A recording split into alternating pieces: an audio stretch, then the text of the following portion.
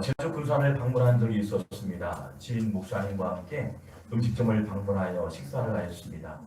지역 주민들에게 꽤나 유명한 식당, 알만한 분들은 다 아는 식당이었습니다. 그런데 몇 년 전만 해도 볼품없는 식당, 지저분한 식당이었는데 주인이 바뀌었더니 매장의 분위기가 바뀌고 음식 맛이 달라지게 됩니다. 직원분들도 매우 친절합니다. 사람들의 입소문에 의해 소문나기 시작합니다. 유명한 맛집이 되었습니다. 똑같은 건물, 똑같은 환경이었지만 주인이 바뀌었을 뿐인데 모든 것이 변하게 됩니다. 우리의 변화도, 우리 신앙도 우리 안에 주인이 바뀌는 것입니다. 내가 주인으로 삼았던 인생이 하나님이 주인으로 바뀌는 것, 이것을 믿음의 출발, 거듭남의 출발이라고 말합니다. 믿음의 마음의 울림에서 출발한다는 이야기죠. 오늘 한 사람의 인생이요, 송두리째 바뀌는 인생이 소개되고 있습니다. 지난주에 이어서 예수님께서 갈릴리 호숫가에서 풍랑을 만나시고 거라사 지방으로 급하게 가는 장면이 떠오르게 됩니다.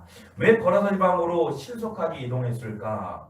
여러분, 수많은 인파가 있었습니다. 그들에게 복음을 전할 수 있는 기회의 장이기도 합니다. 그러나 그것을 제쳐두고 거라사 지방으로 떠나기 시작합니다. 많은 사람들이 의외했습니다. 많은 사람들에게 복음을 전할 수 있는 기회가 있음에도 불구하고 유독 거라사 지방으로 향했을까? 여러 가지 이유가 있겠지만 마가복음 5장 1절 말씀 보니 예수께서 바다 건너편 거라사인의 지방에 이르렀다라고 소개하고 있습니다. 여러분, 거라사 지방에 기다리고 있는 한 사람이 딱 보이기 시작합니다. 그런데 환영받지 못한 사람이었습니다. 너무나 초라하고 별 볼품없는 사람이었습니다. 길이 없고 방향도 없는 실패한 인생, 그 인생에 한 사람이 기다리고 있습니다. 귀신 들린 사람이었지요. 성경에서는 귀신 들린 사람 누구입니까? 자기밖에 모르는 사람이죠. 자기 소리만 내는 사람입니다. 아나무인 사람입니다. 예의범절이 없는 사람입니다. 자기 말만 중얼거리는 사람입니다. 죽음이 있는 무덤에 있는 사람, 바로 귀신 들린 사람. 어찌 보면 현대인 가운데도 귀신 들린 사람처럼 아나무인이고 자기밖에 모르는 사람. 어찌 보면 성경에서는 우리에게 꼭 집어서 이야기하는 이야기가 아닌가 생각됩니다. 여러분, 그러나 기억하세요. 같이 할까요? 실패는 다시 시작하는 과정의 일부입니다. 많은 사람들이 거라사 지방의 한 사람이 유독 예수님의 눈가에 들어왔지만 그 한적이 다름 아닌 귀신 들린 사람이었다. 많은 사람이 실패한 사람, 버렸던 사람이라 말합니다. 그래서 마가복음 5장 2절 말씀 보니 배에서 나오심에 곧 더러운 귀신 들린 사람이 무덤 사이에서 나와 예수를 만나니라. 여러분, 무덤 사이에서 버림받았던 사람, 홀로 서 있는 사람, 외로웠던 사람이 예수님을 만나기 시작합니다. 실패자로 낙인된 사람, 그러나 예수님은 그를 만나셨다. 얼마나 은혜가 돼요. 야곱의 아들들은 11명입니다. 그 중에 10명은 집안에 머물러 평안한 인생을 살아갑니다. 그중 요셉만 노예로 팔리게 됩니다. 고난이 시작되죠. 그런데 만남이라는 시각으로 보면 요셉은 미디안 상인을 만나게 되고 또한 여러 가지 재정적인 원리를 배우게 됩니다. 요셉은 웅장한 주택을 소유한 보디발을 만나기도 합니다. 그리고 다양한 경영의 원리를 배우기도 합니다. 가장 미모가 출중한 보디발의 아내도 만나게 됩니다. 감옥에서 관원들을 만납니다. 당시에 인텔리한 사람, 소위 말하는 많은 능력 있는 사람들을 감옥에서 만나기도 됩니다. 고난을 만남으로 재해석하는 사건이죠. 여러분, 많은 사람들이 감옥에서 갇히고 버림받았던 요셉이라 평가절하하지만 만남의 관점으로 재해석한다면 요셉에게는 고난이 기회이고 은혜가 되고 수많은 만남을 통해서 자기 자신을 돌볼 수 있는 역량을 키울 수 있는 믿음의 고난의 과정이다. 할렐루야. 여러분, 실패는 성장 과정의 일부라 재해석될 수 있는 의미이기도 합니다. 그렇습니다. 여러분, 때로는 우리가 고난을 만난 사건이 있습니까? 때로는 외로이 서 있는 사건이 있습니까? 광야의 길을 걷고 있습니다. 그러나 그 광야의 길이 오히려 하나님을 만날 수 있는 재해석의 믿음의 시간 되길 주이름으로 축원합니다. 여러분, 중세 이탈리아에 많은 부와 권력을 지녔던 가문이 있었는데 그 가문의 이름을 메디치 가문입니다.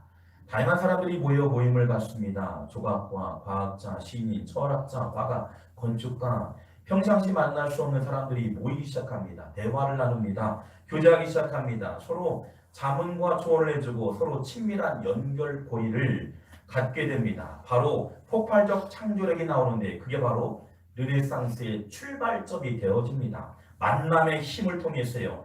레오나르도 다빈치가 나오고 미켈란젤로, 갈릴레오, 라파엘로 수많은 거장들이 배출되는 사건의 배후에 바로 다름 아닌 메디치 가문의 후원이 있었음을 보게 됩니다. 이 메디치 가문의 후원과 만남을 통해서 영적인 거장들이 배출됐죠.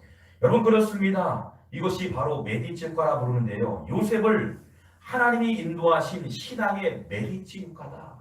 여러분 우리를 오늘 이 자리에 불러주신 이유가 뭘까요? 그래요. 혼자 설 수 있죠. 능력도 있습니다. 탁월한 인텔리한 여러 가지 지식도 있습니다. 그러나 우리를 부르셔서 만남을 갖게 하시고 먼저는 하나님과의 만남, 성도의 만남을 통해서 하나님의 은혜가 우리에게 스며드는 메디키 축가가 우리에게 임하게 될 줄 믿습니다. 그렇습니다. 이 메디키 축가는요 만남을 통해서 이루어진다는 사실이에요. 여러분 찬양가 가수 가운데 공평하신 하나님이 남이 가진 것 나 없지만 이 뇌성마비 장애우 송명희 씨의 찬양 가사입니다. 그녀는 가난과 장애, 잦은 이사로 인해서 불평이 많은 사람이었습니다. 나에게 왜 이런 장애가 있었을까? 가난이 왔을까? 그래요. 그렇게 수많은 고민을 했던 사람이죠. 얼마나 힘든 세월을 보냈는지 불평이 가득했습니다. 기도 중에 하나님의 음성을 들었습니다. 불평한 이야기를 해보아라 얘기합니다. 그래서 송명희 시인을 말합니다. 나 가진 것 없습니다. 지식도 없습니다. 나 가진 재물도 없습니다. 나 남에게 얻는 것 건강도 없는 장애우입니다. 하나님 나에게 이렇게 버리십니까? 이젠 남에게 없는 것만 없는 너만 가진 것을 써보아라고 하나님 음성이 또 들리기 시작합니다. 남에게 없는 것들 한번 써보아라. 너에게 주어진 하나님의 선물이 있지 않느냐? 써보아라. 그가 써보기 시작합니다. 나 남이 못 본 것을 보았습니다. 나 남이 듣지 못한 음성을 들었습니다. 나 남이 받지 못한 사랑받았고 나 남이 모르는 것 깨달았습니다. 공평하신 하나님. 공평하신 하나님. 공평하신 하나님이 보이기 시작합니다. 사명이 보이기 시작합니다. 글을 쓰기 시작하고 시를 쓰기 시작합니다. 많은 젊이들에게 신앙적으로 도전의 메시지를 전합니다. 수많은 수를 통해서요. 그들에게 많은 감동을 받습니다. 은혜를 받습니다. 부족하게 보인 사람의 그 입에서 그의 영성을 통해서 나는 가진 것이 없지만 공평하신 하나님을 만났습니다. 나에게 큰 은혜를 주셨던 하나님을 경험하게 되었습니다.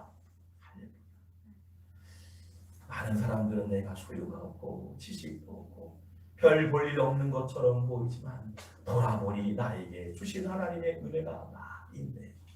건강이 부족하고 재력도 부족하지만 남이 갖지 못한 것을 나에게 주신 하나님의 은혜. 여러분 날마다 하나님의 은혜에 고백하는 믿음의 성도가 되길 주의 이름으로 축원합니다. 그렇습니다. 실패가 낙인된 여인이 사명에 눈을 뜨는 변화의 삶을 살게 되었다. 두 번째는 한 영혼을 마음에 울리는 마음, 귀하게 여기는 마음을 하나님께서는 보여주셨다는 거죠. 같이 할까요? 별 볼 일 없을지라도 하나님은 귀하게 여기십니다. 아멘. 마가복음 5장 4절 말씀 보니 그리하여 아무도 그를 제어할 힘이 없는지라. 그리하여 아무도 그를 제어할 힘이 없다. 주변에 아무도 없다는 거죠. 그 사람은 어떤 사람의 따뜻하게 다가서는 사람이 없었던 것 같습니다. 버려진 인생, 홀로 있는 인생이라고 스스로가 평가절하했습니다. 여러분 한 스콜랜드의 목사님이요 열심히 사역을 하면서 교회가 성장하지 못하면서 사임소를 내었습니다. 교회가 성장하지 못하니 사임소를 내면서 내가 얼마나 사역자로서 부족할까. 그래서 교회에서 일평생 말씀 연구만 목사님이요 무엇을 하겠습니까? 그런데 한 청년을 만났습니다. 오갈 데 없는 청년을요 그는 돌보기 시작합니다. 먹여주고 재워주고 한 사람에게 복음을 가르치기 시작합니다. 말씀으로 건강하게 한 청년이 자라기 시작합니다. 그 청년의 이름이 로버트입니다. 그 청년이 자라 훌륭한 그리스도인이 되었고요. 그 한 청년이 대학에서 강연을 하게 됩니다. 여러분, 저는 전혀 복음을 들어보지 못한 수많은 아프리카의 마을을 보게 되었습니다. 그 청년이 은혜를 받고 아프리카 현장 가서 복음을 알지 못한 수많은 사람을 만나면서 보존의 메시지를 한 주간 동안 강연하고 말씀을 전하기 시작합니다. 그런데 여러분, 아프리카에 누구도 가지 않습니다. 여러분이 가야 합니다. 여러분이 그 현장 가서 하나님의 말씀을 전하고 예수님의 사랑을 전했으면 좋겠습니다. 일주일 동안 집회를 하는데요, 이 로버트에게 수많은 결단자가 나왔으면 하는 바람으로 말씀을 전했는데요, 그런데 집회가 끝날 무렵 단 한 사람도 나오지 않는 겁니다. 그리고 절망에 마음을 갖습니다. 그런데 기도하는 가운데 말씀 전하면서요, 마지막 끝이 끝날 무렵에 한 청년이 결단하게 되었습니다. 바로 그 한 청년의 이름이 바로 데이비드 리빙스턴입니다. 아프리카 선교의 아버지 리빙스턴, 그 메시지를 통해서 내가 가겠습니다. 이 로버트의 말씀을 들으면서 한 청년의 마음이 울리기 시작합니다. 주님, 제가 가겠습니다. 아무도 가지 않는 오지 현장에서 의사의 면을 따게 되고 신학을 공부하게 되고 그리고 복음을 전하면서 내가 가겠습니다. 그리고요, 데이비드 리빙스턴 어떤 사람이었을까요? 그는요, 죽는 순간까지 무릎 꿇고 기도하고 죽었다는 장면이 수많은 선교사님이 선교지를 방문해서 그 장면을 보았던 끝까지 무릎 꿇고 기도하며 아프리카 선교를 위해서 32년 동안 나에게 주신 하나님의 은혜를 돌아보면서 수많은 영혼들에게 생명을 내줬던 리빙스턴. 여러분, 한 목사님께서 좌절했던 한 목사님이었지만 한 청년을 위해 말씀을 가르쳤고 평생 남긴 한 청년 로버트가 세워졌고요. 단 한 사람이 훗날 세계선교의 아버지 로버트가 되었고 그를 통해서 아프리카를 사랑한 리빙스턴 또한 세워지는 역사를 보게 된 줄 믿습니다.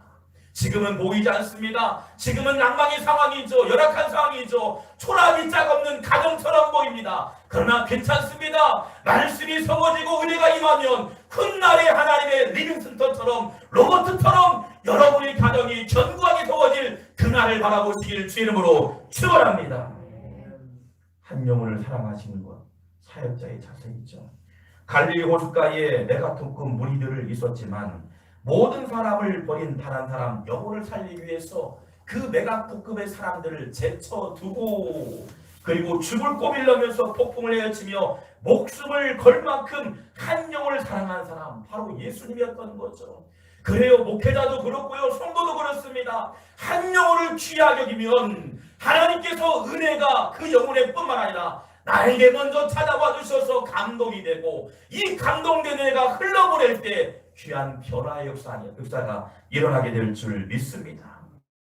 이것이 사역자의 마음이고 자세입니다. 한 영혼을 사랑하는 마음에 울림이 있어야 하는 거죠.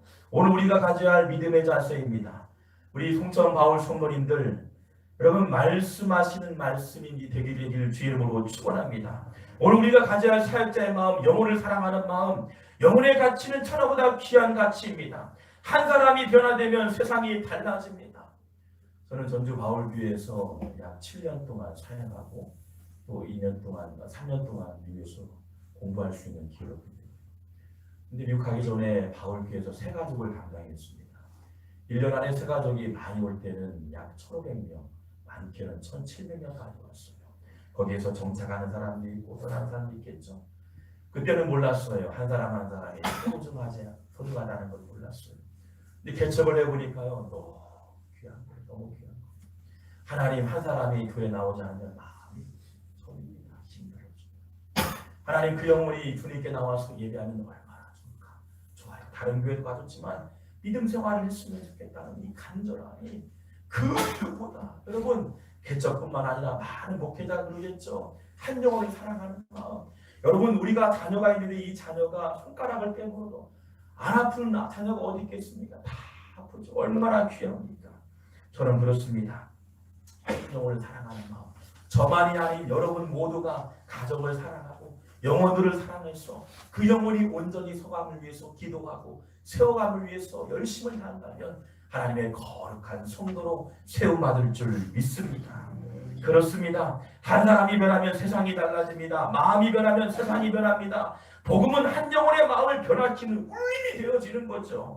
마가복음 5장 19절 말씀 보니 주께서 내게 이렇게 큰 일을 행하사 너를 불쌍히 여기신 것을 스프랑크 니조마이, 버림받았던 귀신 들렸던 사람이었지만 스프랑크 니조마이 불쌍히 여기사 나를 가엾게 여기사, 그가 가서 예수께서 자기에게 이렇게 큰 일을 행하셨는지를 데가볼리에 전파하니, 이 데가볼리는 이 폴리스 도시란 단어입니다. 도시.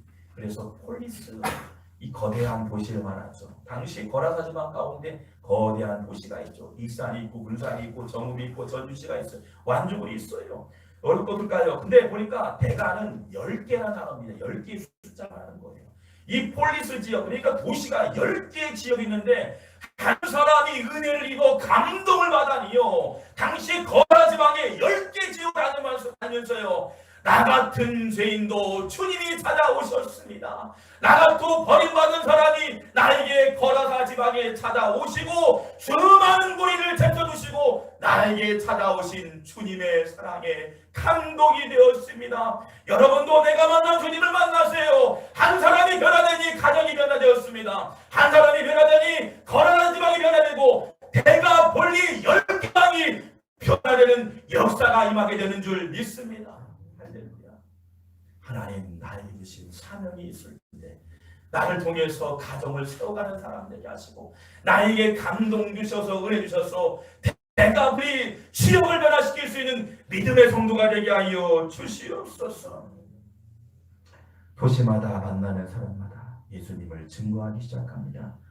내 영혼이 은총 입어 중한 죄짐 벗고 보니 슬픔 많은 이 세상도 천국으로 화하도다. 할렐루야 찬양하세. 내 모든 죄 사함받고 주 예수와 동행하니 그 어디나 하늘나라. 이 거라사 지방에 귀신 들던 사람이 찬양했을 거예요. 내 영혼이 은총 입어 중한 죄짐 벗고 보니 그 어디나 하늘나라 하늘나라. 성도님들 예수님 믿으세요. 내가 만난 예수님, 나에게 찾아오신 예수님, 그 누구나 거들보지 갔던 나에게 찾아오셔서 희망이 되셨고 소망이 되셨고 하나님 나라를 보게 하여 주셨습니다. 재산을로 묶여있던 인생에서 자유함을 주셨습니다. 귀신 들렸던 인생에서 회복과 영생의 은혜를 주셨습니다. 할렐루야. 여러분, 그런 증인되는 믿음의 성도가 되길 주 이름으로 축원합니다. 아멘. 성경은 무엇을 말하고 하는 것일까요?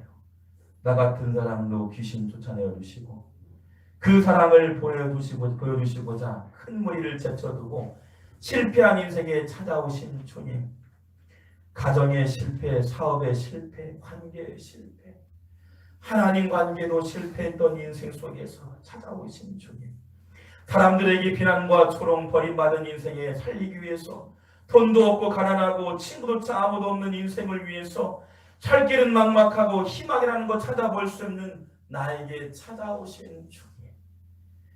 여러분 괜찮아요. 여러분 괜찮아요. 하나님이 오늘도 여러분에게 찾아가 주셔서 여러분에게 든든하게 힘이 되시고 소망이 되시고 위로가 되는 줄 믿습니다. 바다를 건너 생명을 걸고 찾아오셨다는 겁니다. 오늘 이 시대에 요구하는 것은 말씀에 반응하는 사람들입니다. 한 영혼을 지교하게 찾아오셔서 십자가에 다 쏟으신 예수님의 사랑, 그 사랑이 오늘 우리에게 묶여있던 인생에 자유하게 하셨습니다. 해방하게 하셨습니다. 날마다 기쁨을 누리게 하셨습니다. 주 안에 있는 자 복되게 하여 주셨습니다. 말씀에 반응하고 마음의 울림이 말 때 여러분의 가정과 여러분의 삶의 현장이 변화가 되어지며 묶여있던 인생에서 자유한 역사가 임하길 주의 이름으로 축원합니다. 그렇습니다. 방법이 없는 한 영혼에 의해서 죽을 각오로 풍랑을 건너 한 영혼을 살리고자 생명을 걸었던 예수님, 오늘 그런 울림 앞에 여러분의 반응할 자세, 반응할 차례입니다.